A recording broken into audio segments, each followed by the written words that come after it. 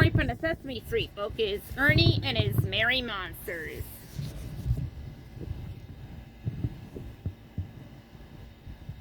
That Robin Hood was a great guy, Ernie said to himself. He and his merry men must have had a wonderful time living in Sherwood Forest and doing good deeds.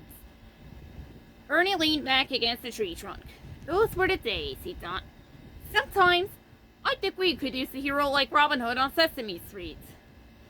Ernie closed the storybook and then he closed his eyes. Soon he was asleep, dreaming dreams of Robin Hood.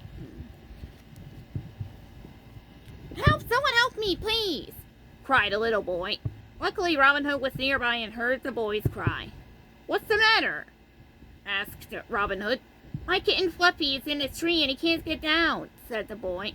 Don't worry, said Robin Hood. I will blow my horn and soon you'll have Fluffy back safe and sound. The little boy stared at the figure dressed in green. I better try calling and whistling, he said. I don't think blowing a horn is going to help. Just wait and see, said Robin Hood, and he blew 3 loud blasts on his horn. A few moments later, 3 monsters came running down the street. This is my band of merry monsters, Robin Hood explained to the boy. Meet Friar Tuck, Little John, and Will Scarlet. Wow, said the boy. That must mean you are Robin Hood. At your service, Robin Hood said with a bow. We travel far and wide, doing good deeds and other heroic stuff. But now to the job at hand. Give me a boost, merry monsters, and I will rescue Fluffy.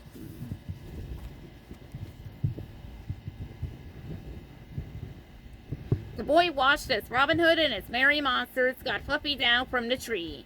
Soon the kitten was snuggled safely in the boy's arms. Thank you, said the little boy. You were so brave. Bravery is our business, Robin Hood answered. Then he and his merry monsters set off down Sesame Street in search of other good deeds that needed doing. They hadn't gone far when they noticed a lady pacing nervously up and down the sidewalk. She looked very worried. May we help you? Asked Robin Hood. I dropped my ring and it rolled down there, said the lady, pointing to a grate in the street. I'm afraid I'll never get it back, she added sadly. Robin Hood peered through the metal bars of the grate. Sure enough, deep in the hole below the grate was the lady's ring.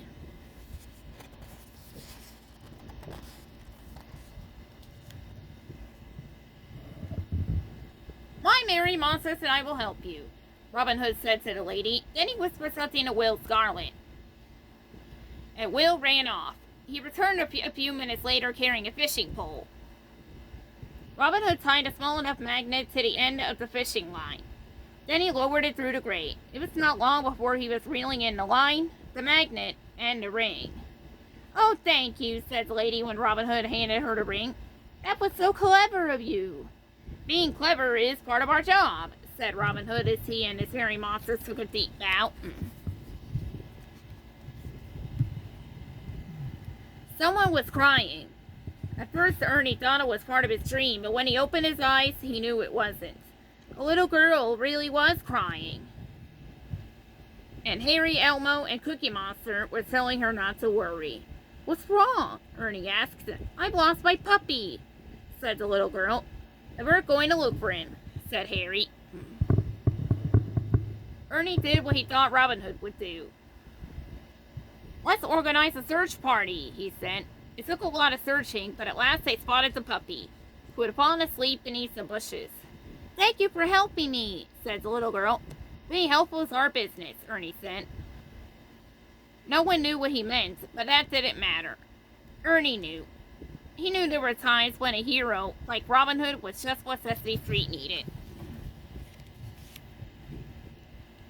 The end.